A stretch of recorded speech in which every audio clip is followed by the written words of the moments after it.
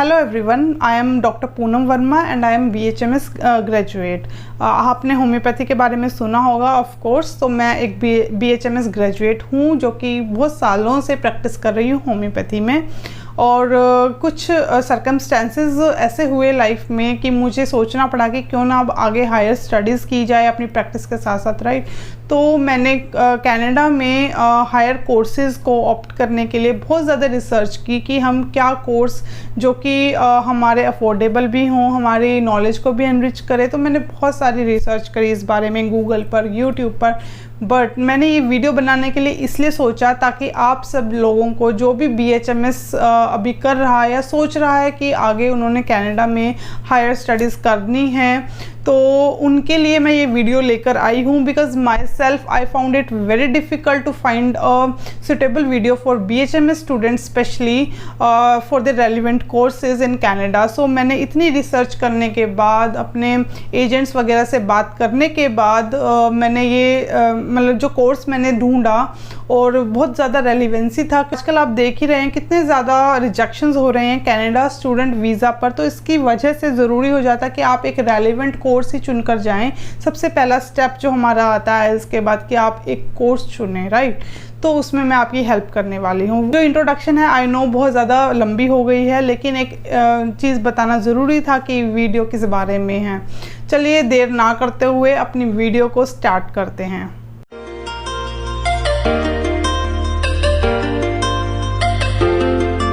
दोस्तों, अगर आप भी BHMS ग्रेजुएट हैं और सोच रहे हैं कि अपनी ग्रेजुएशन होने के बाद आपने हायर स्टडीज़ के लिए कनाडा ऑप्ट करना है, तो आप भी ज़रूर बहुत सारी रिसर्च कर रहे होंगे कि कनाडा में कौन से कॉलेजेस, कौन से कोर्स जो हैं आपके लिए सुटेबल हैं और आपको वीज़ा आने में कोई डिफ़िकल्टी ना हो, जो फॉरमोस्ट एक one of the main reason है वीज़ा को रिजेक्ट होने में।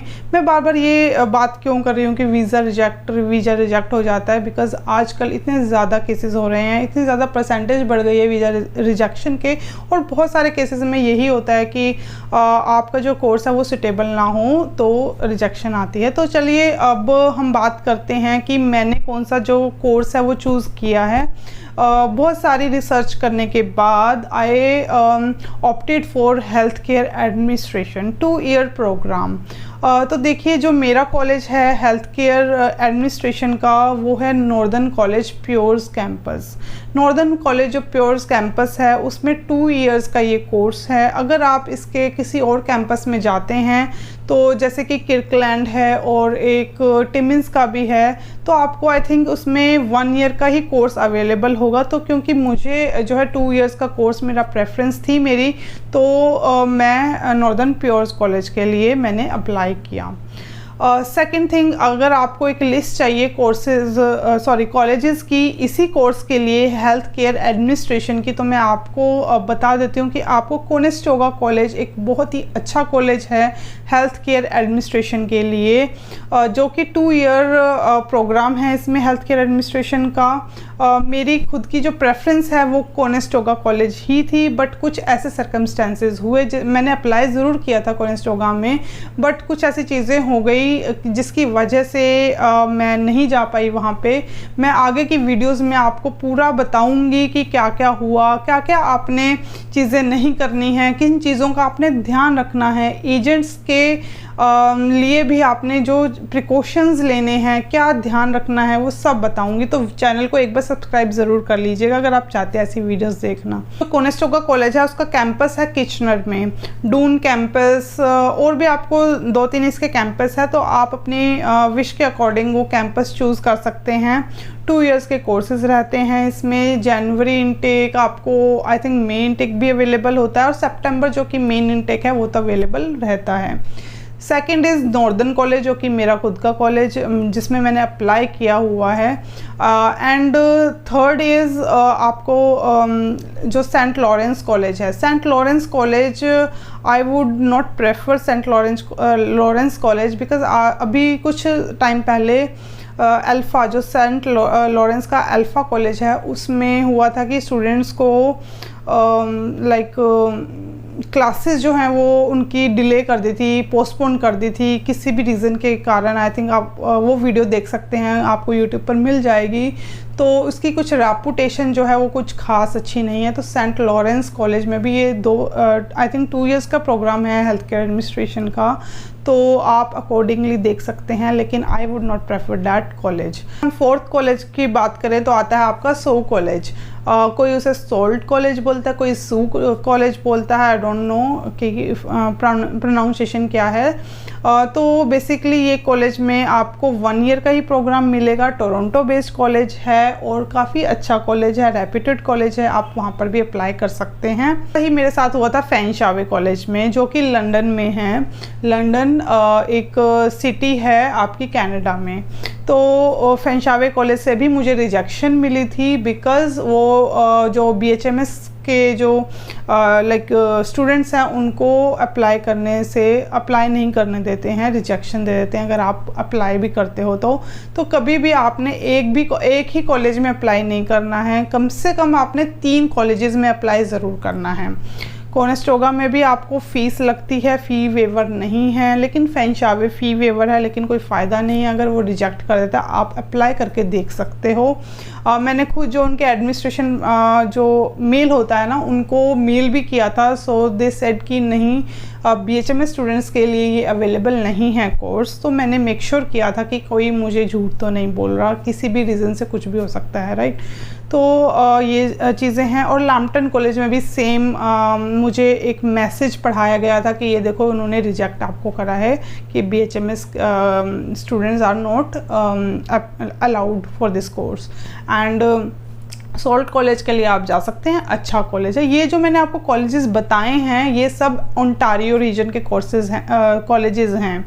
आपको जो हेल्थ केयर एडमिनिस्ट्रेशन है वो और किसी रीजन में भी मिल सकता है, आप उस चीज़ के बारे में रिसर्च कर सकते हैं। लेकिन क्योंकि मुझे इस चीज़ के लिए ज़्यादा नॉलेज थी और मैं अच्छे से बता सकती थी, तो मैंने आपको इस चीज़ के बारे में अच्छे से बताया है।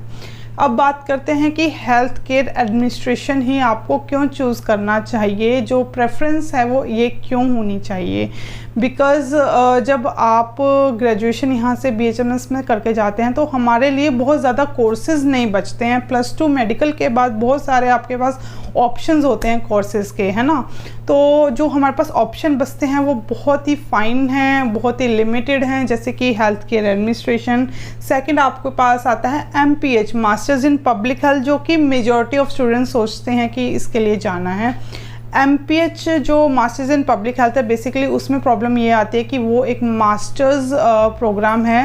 एंड अगर आप उसके लिए जाते हैं तो आपको बहुत एक तो उनकी फ़ीस बहुत ज़्यादा हाई है। अगर आपका उतना है कि आप इतनी फ़ीस पे कर सकते हैं तो आप इसके लिए ज़रूर जा सकते हैं। बहुत ज़्यादा हैक्टिक स्टडी होती है और थीसिस बेस्ड भी होते हैं, जो कि बहुत ही ज़्यादा मुश्किल हो जाता है। एंड फर्स्ट थिंग इज़ कि वो बहुत ज़्यादा फ़ीस जो है वो बहुत ज़्यादा रहती है इस कोर्स की, इसलिए बहुत सारे स्टूडेंट्स नहीं लेते हैं। देन थर्ड आता है कि ऑक्यूपेशनल हेल्थ, काफ़ी अच्छा कोर्स है, बहुत सारे स्टूडेंट्स लेते हैं, बट एक रेलिवेंसी जो है ना वो इतनी ज़्यादा नहीं है जितना एक हेल्थ केयर एडमिनिस्ट्रेशन से हम रेलिवेंसी बना सकते हैं या दिखा सकते हैं, और हमें एक इंटरेस्ट भी होगा हेल्थ केयर एडमिनिस्ट्रेशन में, क्योंकि इसमें हेल्थ केयर एडमिनिस्ट्रेशन में आप हॉस्पिटल में काम करोगे, एडमिनिस्ट्रेशन में जाओगे। मैनेजमेंट पार्ट अगर आपका जो रोल होगा हॉस्पिटल्स का, क्लिनिक्स का, काफ़ी अच्छी जो स्कोप है इसका आगे कनाडा में। बेसिकली हम जो कोर्स जब भी देखते हैं तो हम किस लिए देखते हैं कि आपको फर्स्ट ऑफ इंटरेस्ट होना चाहिए उसका, और स्कोप अच्छा होना चाहिए, आपकी स्टडी के बाद आप उतना उसमें बेटर कर पाओ, राइट। तो ये सारी चीज़ें हैं जो आपको रूल आउट करनी पड़ती हैं कोर्सेज़ को चूज़ करते हुए। और भी बहुत सारी चीज़ें हैं, आप डाइटिशियन के कोर्स में जा सकते हैं, डाइट से रिलेटेड, हेल्थ प्रमोशन, फिटनेस के कोर्स में जा सकते हैं, बट रेलिवेंसी की ही बात आ जाती है हर जगह। तो हेल्थ केयर एडमिनिस्ट्रेशन जो है वो एक finest and most taken course है by BHMS students as well as BDS और pharmacy students as well, right. So this is all about the video for today. And अगर आप चाहते हैं आगे भी मेरे वीडियोस देखना इसी इन्हीं टॉपिक से रिलेटेड कि मेरे को क्या मुझे क्या परेशानियां आई या फिर मैंने क्या गलतियां करी जिसकी वजह से मैं आगे आपको वीडियोस में बताऊंगी कि मैंने अप्लाई कर रखा है और I am waiting for my visa result and visa application result. So आपको जो एक प्रोग्रेस है वो भी आपको देती रहूँगी, क्या क्या प्रोग्रेस हुई है, कितने कितने टाइम में हुई है, एंड आपको किन किन चीज़ों का ध्यान रखना है। अपनी आइल्स जर्नी भी बताऊँगी, पूरी जर्नी बताऊँगी कैसे रहा, कैसे आपको जिन चीज़ों का ध्यान रखना है। आई होप दोस्तों आपको ये वीडियो अच्छी लगी होगी, इन्फॉर्मेटिव लगी होगी। वीडियो को लाइक एंड शेयर ज़रूर कर दीजिएगा और साथ में चैनल को सब्सक्राइब ज़रूर कर दीजिएगा। तो चलिए मिलते हैं अपनी नेक्स्ट वीडियो में, तब तक के लिए स्टे हेल्दी, स्टे सेफ।